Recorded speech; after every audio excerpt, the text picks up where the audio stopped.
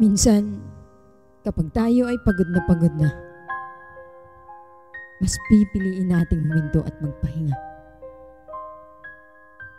Kumusta ka nga ba? Balita ko, wala ka ng gana. Baka walang nakikinig sa'yo. May oras ako, pwede tayong umupo sa kabilang kanto at pag-usapan natin ito. Kung nahihirapan ka na sa sitwasyon mo, kung hinuhusgahan ka ng ibang tao dahil sa nararamdaman mo, huwag kang mag-alala. Hindi mo kailangang mapaliwanag sa kanila. Hindi mo kailangang ipilit ang sarili mo sa ibang tao. Kahit kailan, hindi naman talaga tayo naging tama sa pananaw ng iba.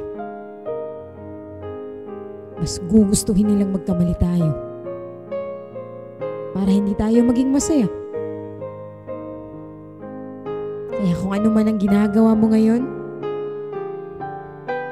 ipagpatuloy mo lang. Isa ka sa libo-libong hinuhusgahan pero lumalaban.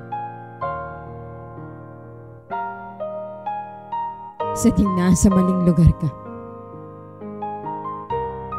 Ang importante, may isang taong nakikinig sa'yo.